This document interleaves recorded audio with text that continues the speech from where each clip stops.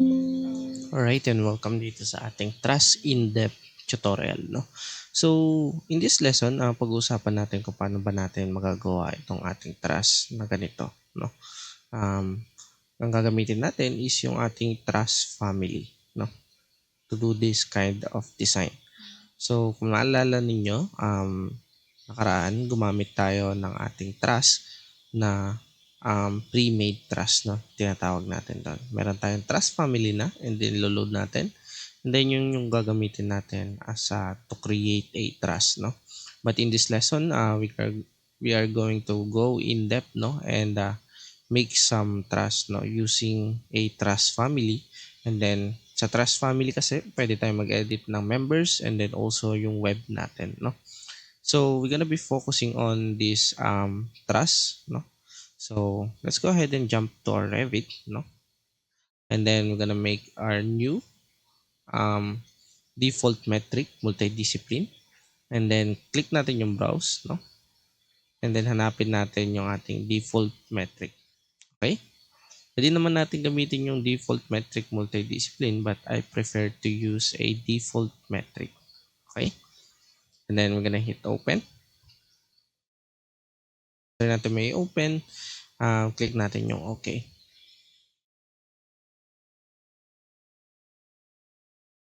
After nito mag-loading, dadalhin natin tayo sa ating level 1 right here, and then change natin yung ating discipline into structural. After natin ma-change yung ating discipline into structural, kailangan natin gumawa ng simple grid, no? Zoom in tayo, and then create tayo ng ating structural grid. Maybe depende sa atin kung gaano kahaba, but I prefer to be this our structural grid. Okay? And then after that, kailangan natin mag-create ng ating framing elevation. So to do that, punta lang tayo sa ating view and then elevation, and then create tayo ng framing elevation. Remember that our framing elevation is will coordinate or nagme-make siya based sa ating grid, no? So it's either paloob or palabas, depende sa atin. So right here on our lesson, create tayo dito sa ating along grid 3. After that, makikita natin meron tayong elevation, interior elevation, elevation 1A. So this will be our elevation 1A. Okay? And then change muna natin yung ating discipline to architectural. Okay? And then click tayo na ZA to zoom all. Ngayon naman, pag zoom all natin at wala tayong makita sa ating elevation 1A, ang gagawin lang natin is palitan natin yung ating discipline to architectural. Balik tayo sa ating level, palitan natin ng architectural. And kung makikita natin yung ating 4 na natawag nating building elevation, move natin yung grid na papunta sa doon sa ating building elevation. Kahit maybe sa gitna. Okay? And then zoom tayo dito. And then balik tayo sa ating elevation 1A. Kung makikita natin, ito yung ating level. Okay? So, balik tayo sa ating image. So, basically, meron tayong, let's say, we're gonna attempt some 3 levels right here. This is our level 1. This is our level 2. And then, this is our level 3 on top. No? So, mag-add tayo ng level, which is, first level is this one, which is gonna be our level 1, which is 0. And then, mag-add tayo ng another level, which is i-add natin yung constraint na to, no? So this is 590, 580, 580, 580, 580, and 598, no? So dito tayo mag-add. Okay? And then gagamitin natin yung constraint na yan. So gagawa tayo dito ngayon ng ating reference plane, RP. Okay? And then so bibilangin natin to 1, 2, 3, 4, 5, 6, and 7. No? 7 reference plane. So gagamitin natin yung ating array, no? And then we're gonna go to 7. Okay? So this is our 7 reference plane. Okay? And then we are drag natin lahat, make it ungroup, and then gawa tayo ng ating dimension line, no? So here is our dimension line. So click natin to, and then type natin yung ating first, which is 590. Sorry. DI pala ulit muna tayo dito. Okay? Sorry. Click natin, delete, and then edit na lang natin yung ating witness line dito, no? And then, click natin tong reference plane natin na to. And then, type natin is 590, no? Kita natin, nag-adjust yung ating first reference line. Then, next is 580, and then the rest is 580. Okay? So, type 580. Okay? So, kung masyado tayong nagta-type or pwede nating i-reduce din yung ating scale into 1:50 para makita natin medyo maliit. So, no? And then, this one is also 580. Lang natin. It's also 1 is 580. And then the rest is 580. Okay? And this one is 580 also. Okay? And then the other one, yung pinaka-top natin, no? 580 from 598. Okay? Remember that is 598, 598. Okay? And then I'm gonna name that as level 2. Make it align, no? To this one, and then yung ating level. Okay? This is our level 2. Okay? Try natin dito. Pwede na natin tong actually i-group or maybe kahit hindi na, no? At this lesson, hindi na natin i-group, no? And then, we're gonna make our final level, which is 2,500. Okay? Which is yung from dito to top dito. Okay? So, we're gonna make another reference plane. Okay? And then, we're gonna hit DI, no? Alternatively, pwede nyo i-click to. And then, click nyo tong make this temporary dimension permanent. Okay? And then, we're gonna drag this right here. And then, click natin to. And then, type natin is 2,500. And then, we're gonna make it run all the way right here. Okay? So, eto, pwede na natin tong i-move dito. Okay? And then, eto naman, we're gonna make it on the other side. Right here. Move natin. Maybe right here. Okay? So, after natin sila ma-move, ang next thing naman na gagawin natin, no, ay magkikreate tayo ng ating trust family. So, to create a trust family, napakasimple lang nito. Punta tayo sa ating file. And then under our file, I'm gonna create our new, no? And I'm gonna create our family. And then on our English template, no? I'm gonna make sure na dapat yung template natin is na-download natin yung mga template family ni Revit, no? Alternatively, you can go, no, sa Revit, downloads, and then download niyo kung anong version ninyo yung inyong Revit family, and then download niyo yung mga families ninyo. So, sa akin, ang Revit family ko ay nasa aking file. Okay, so alternatively, pwede kayo pumunta sa inyong Windows C, Program Data, Autodesk, Revit 2026, Family Templates, English Imperial. No? And then after that, or pwede tayong pumunta sa ating, it's either English, no? Or English Imperial. Depende sa kung anong metric units na prepare ninyo. Okay? So, dito sa ating English metric, hanapin lang natin yung ating metric structural trusses. Okay? Then we're gonna hit open. Then dito, pwede tayo mag-create dito ng top chord, web, and then bottom chord. Okay? So, bago tayo mag-create ng truss, inspect muna natin ang ating picture, no? So, dito, meron tayong 2,500 plus 582 na height. Okay? So, dito tayo mag-reference 25 plus 582, which is 3,082. And then 9,500. So, ang gagawin natin is edit natin itong family natin na to. And then, dito, ang ating truss length is ano natin as 9,500. Okay? 9,500. Right here. Sorry. Right here is 9,500. Okay? And then dito naman, ang truss height natin 3,082. Okay? Okay. Apply. Okay. Okay. So this is our truss length, and then this is also our truss height. Okay? So, ngayon, Ang ating pagbabasihan is ito. So, of course, ito yung ating top and bottom chord, and then ito yung ating materials, no? Okay?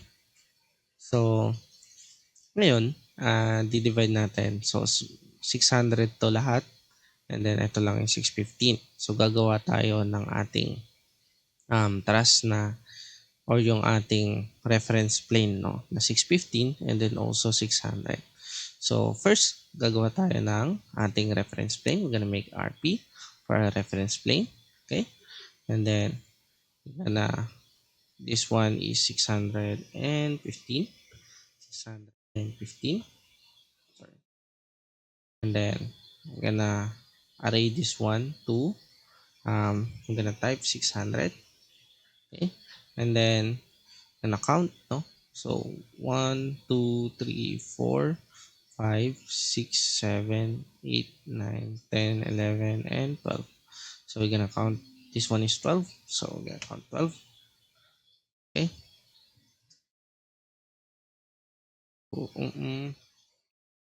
Tama. So 9,500 ang ating total thrust line. And then this one is 615, 600, 600, 600, 600. Sorry. 1, 2, 3, 4, 5, 6, 7, 8, 9, 10, 11, 12, 13, and 13. Yes. This one is 13. Okay. That's about right. But we have a bit of problem kasi kumapos, no? Maybe yung dimension nito is not right. I think. Okay. So what we're going to do next is since hindi muna natin makuha yung ating web and then yung ating unahin na natin tong 300 dito. So what we're going to do is to create a reference line, no? So RP, this one right here, and then type natin dito 300. Okay, then make this temporary dimension to permanent. Okay, and then yung ating scale, baba natin 1:150. Then turn na natin yung thin lines, no? And then lock natin to as 300. Okay, after that, dito 615, no? So mali tayo na ginawa kasi kanina. Dapat begin tayo, no, papunta dito sa atin. So dito tayo mag-start. Yan, type RP. Okay, and then we're gonna click a 615 dimension, 615. Okay, and then we're gonna lock this out, or edit witness line natin to. We're gonna lock this one out, and then create tayo ng additional reference plane right here papunta dito. Sorry, tignan muna natin to. So 582. Okay, create tayong additional reference plane na right here is RP 582. Okay, 582. So dito tayo magki-create ng ating reference plane right here, punta dito. Okay, then right here, dito sa corner na to, papunta dito. Okay, so that will be our reference planes. Okay, and then ang next thing naman na gagawin natin is kikreate tayo ng top and then ang ating bottom chord. Okay, so to do that, create tayo dito and then top chord. Of course, dito ito ang ating top chord, and then create tayo dito, ito yung ating bottom chord. Okay, then to this one right here to right here. Okay, and then we're gonna see, no, and then of course yung ating web, no, kailangan natin mag-create. Ito yung first natin, and then second, and so on, 600 up to 600. Okay, and right here 9,500. So gonna create our web, no.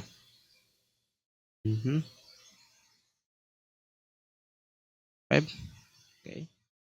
Hit web right here. Then web right here. And then this one, think kailangan natin dimension as to 600. Okay. And then we're gonna click array. Then we're gonna hit 600. And then we're gonna type in maybe 16.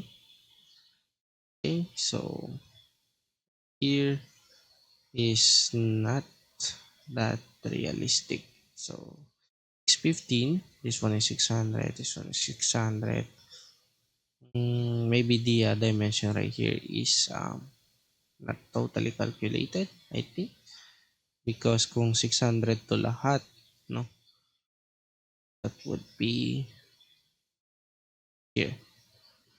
So, delete muna natin yung ating, so, ungroup muna natin to lahat. And then, we're gonna align it right here. Okay. Align natin sila dito.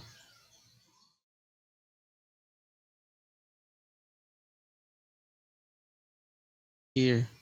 No. Okay. And align it right here. Align it right here. No? Align lang natin sila lahat.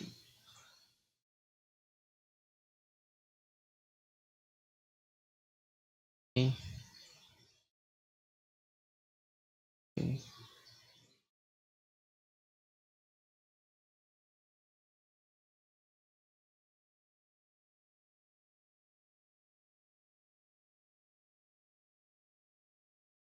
In those webs, no, right here. So the sketchy thing is this one, no, maybe since 600 to, and then see another 600 based on our sizes, um nagkaroon na ng, I think, a bit of understanding, no. Hindi natin sure, but 485 na lang matitira kung practical na 600 to lahat. Ang gagawin natin is, okay na to. Ganyan na yung ating web, no? So, next thing na gagawin natin is magkikreate naman tayo ng ating slanted web, no? Just dito. So, dito, based sa ating picture, ang ating web na ano dito is naka-slanted papunta dito. So, gagawin natin is create tayo dito. Okay? Lock in place, no? Make sure na naka-lock in place. Okay? And then, we're gonna hit CS. And then, tayo dito, no? So, oh,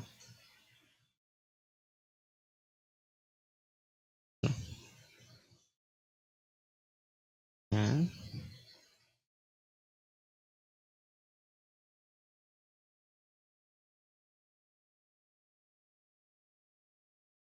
CS. And then, dito rin. Gawin din natin dito. So, think, yes. So, dito. And dito. Dito. First, dito din. Okay? After natin mag-create ang ating webs, no? Pwede na natin to actually load sa ating project, no? So, gonna load it into our project and then do not save. Cancel muna natin to. And then, gonna type in right here is 9,500. Okay? And after that, pwede na tayo pumunta sa ating framing elevation. Kung makikita natin dito, pwede natin tong actually i-flip, no? Yan. So, dito, Pwede natin siyang muna natin ang find. Kung makita natin, di ba yung profile natin is iba pa. So, balik muna tayo sa Corsa and then dito, i-align natin or ibahin natin yung ating reference plane, no? Kasi kanina nag-create tayo sa ating level 1. So, what we would like to do is to go to right here on level 2. So, dito tayo mag-create, no? So, again, tayo dito sa ating web na ginawa, web family. And then, after that, pwede tayo pumunta sa ating structure. Then, trust, no? Itong family to natin, no? Under our level 2. Yan. Dito tayo mag-create which is 9,000. Think 9,500. Type na lang natin. 9,500. Enter. And then, elevation 1A. Makita natin, ito yung ating trust, no? So, flip lang natin. Okay? And then, delete, no? Dito, pwede nating i-edit yung ating mga structural framing type. Okay? Dito, pwede tayo mag-load dito. Hanapin natin yung ating 75 by 75 by 5 mm na top, no? L, 2L, no? And then dito naman is yung 50 by 4, which is itong ating mga webs. Okay? So, hanapin natin yung sa ating Revit. Punta lang tayo sa ating insert and then load family. And then, hanapin natin, maybe type tayo ng 2L. May makita tayong 2L or type tayo ng L. Okay? Ang titignan natin dito is yung ating steel, no? Okay. Pwede tayong pumunta dito. Hindi ko lang sure kung ano yung 2L na ano niya. Maybe ito yan, equal angles, no? Or structural framing. Tingnan muna natin. So, maybe, ang gagamitin na lang natin dito is yung ating L equal angle. Okay? Load natin. After nito, sa downloading families, maglo-load yan. No? And then, antayin natin, select tayo ng ating shape. No? Or yung ating dimension. Dito, hanapin natin dito yung ating L na I think yung ginamit nila dito is inches. No? Verify lang natin. I think cm top web. Okay. Verify natin muna. So, since na-verify na natin, ang gagamitin natin dito is yung ating L3x3 by 516. Okay? And then, select pa tayo ng isa, which is yung ating, based dito sa ating picture, which is yung 50 by 50 by 4 mm. Verify ulit natin yung ating inches, no? And then, fraction na gagamitin kasi dito naka-mm tayo. And also, since na-verify na natin is yung gagamitin natin is itong L2. Ito pala, may L2 pala tayo dito kasi wala tayong 3x3, no? Hanapin na lang natin. So, ito 3x3 by L, 3x3 by 516 and then gamitin natin yung ating 2x2 by 516. Okay? So, gonna hit OK. And after that, pwede natin edit yung ating material, no? Sa ating structural framing type, of course, yung ating top chord, and then yung ating bottom chords, no? Framing type is L by 3, and then yung ating vertical webs, no? And then ito yan, and then also yung ating diagonal webs. Okay? Ito yan. So, we're gonna hit apply, and we're gonna hit OK, and then titignan natin siya into fine. So, ito na yung ating webs. Okay? So, makikita natin, hindi pa maayos yung ating connection. And then also dito, ito lang yung web na create natin. We're gonna fix that later on. And then, balik muna tayo sa ating family. Okay? So, kung papansin natin dito, na yung ating diagonal webs is naka-black, no? So, we're gonna make sure na dapat ito is ganito rin siya na kulay green kasi green means diagonal siya, no? And then i-accept na Revit yan sa ating family. So, ang error sa ginawa natin kanina is sinias natin to. Which is pag sinias natin yan, hindi siya mag-create as a diagonal web. But what we have to do is to create, no? Delete natin to nandito to create a web, no? So that Revit can identify, no? If it's diagonal or straight, no? So, delete muna natin lahat na nandito. Okay? Delete, delete. Delete, delete, delete. Okay? Then, control, delete natin lahat. Okay? And then, create tayo one by one ng ating diagonal web. Right here, and right here, and then also right here to here, and also right here to here. Okay? And then also right here, and then ganun din dito. First, ganun din dito. Okay? So, that's our mistake. You cannot create similar to this diagonal web. What you have to do is punta kayo dito sa inyong create and then create a web. Okay? Right here. Then create. Okay. And then another one right here. Okay? So that's it. And then right here, I think we're gonna create a web right here. And then maybe right here. Okay, then I'm gonna load it back into our project, overwrite the existing value in its version, and then balik tayo dito kung makita natin, di ba? Nag-create na yung ating web. So, ang kulang na lang natin is yung ating, muna natin to. Itong ating, balik tayo sa ating web, no? Itong ating top word dito. So, what we have to do is to create, no, a web right here, and then right here, no? Yeah. And then gonna load it back into our project, override existing value, no? Makita natin, bumalik yung ating horizontal web, no? So, yung horizontal and diagonal web natin is now complete. Ang next thing naman na gagawin natin is i-fix natin yung mga connection, no? So, to do that, ang gagawin lang natin is gonna make sure na naka-unpin lahat ng ating chords, no? Or yung ating web pala. Sorry. So, select lang natin ating structural framing web, no? Turn natin madrag lahat and then hit apply and then unpin natin. Okay? And then punta tayo sa ating 3D view. Okay? Make tayo dito, select natin to lahat. Sorry. Select natin to lahat and then make tayo ng ating section box. And then kung mapapansin natin dito na kung mag-plate tayo ng ating shaded, no? And then hit natin fine. Makikita natin dito yung rotation ng ating web, no?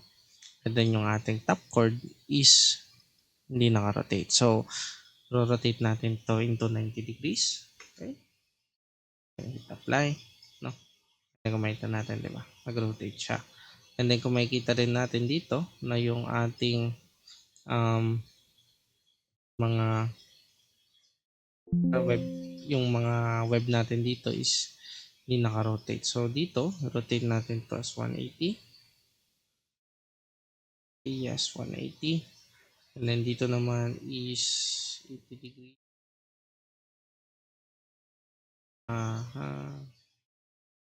45 degree angle.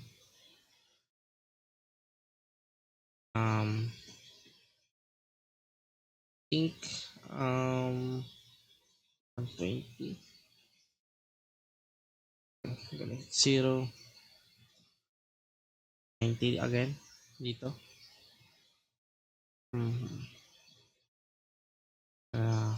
Figure that out later. This one muna unahin natin. Hit tab. Hit nyo yung tab and then hold control and then click. Okay. Hit tab, hold yung control and then click. Hit tab, hold yung control, click. Hit tab, hold yung control, click. Okay. So kapag nakapag-select na kayo marami, pwede natin siya i-rotate ng 180. Okay. And then i-repeat naman natin yung ano sa iba. Okay. Dito din. Hit tab, hold control, click. Hit tab, hold control, click. Hit tab, hold control, click. hit tab, hold control click, hit tab, hold control click, hit tab, hold control click, hit tab, hold control click, hit tab, hold control click, hit tab, hold control click. No? Para makarating tayo dyan. And then I'm gonna rotate it as 180 degrees. Okay? And then kung makikita natin, tama na yung ating rotation. And then dito, I think tama na yung ating rotation dito. But yung sa dito is kinda odd. Kasi naiba yung kanyang rotation. No? So, what we need to figure out is yung kanyang rotation. Okay? So, ito dapat to naka-rotate to ng I think kung tatama tayo, minus 90 degree. Okay, apply natin. And then, same to this one. Dapat to naka minus 90 degree. Okay, apply. And then now, tama na yung ating rotation ng ating cordon web. And then, what we need to do next is to adjust naman yung ating Z offset value. Okay? Or, we can see, I think, tignan muna natin dito. Adjust natin yung ating section, no? Up to right here. And then, we're gonna go to right.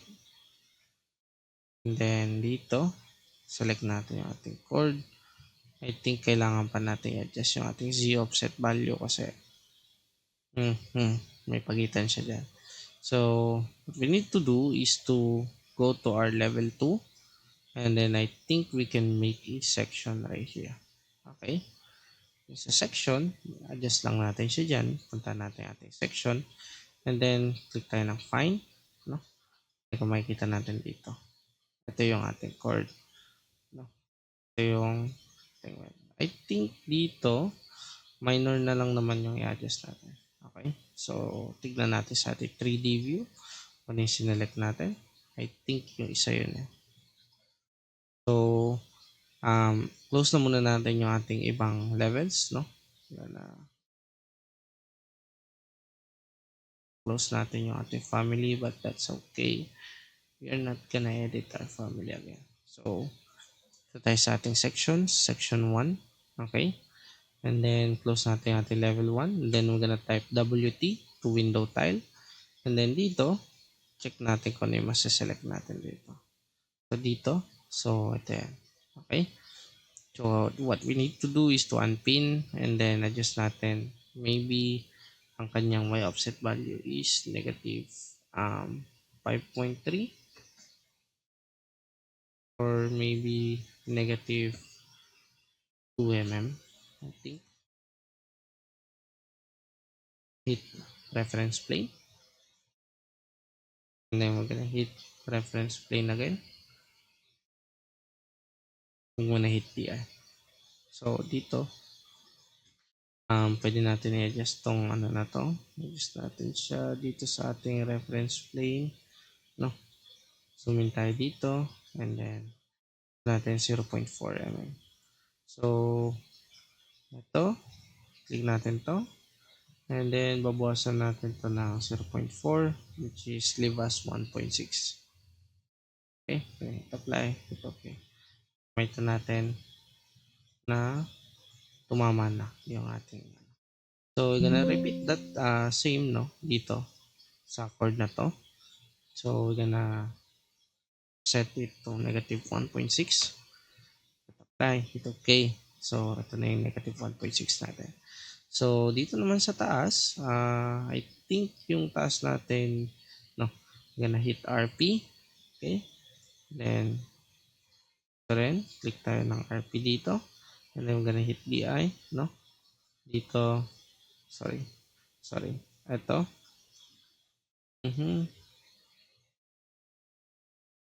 One. Think, kailangan natin siya DI. Okay. Dito sa dito. So, 15, no.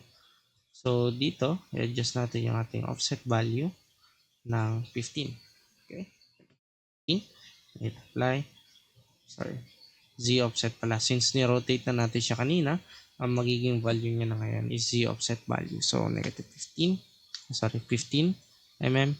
So kung medyo umano, maybe bawasan lang natin, maybe 14 mm or 14.5 sa may tama natin.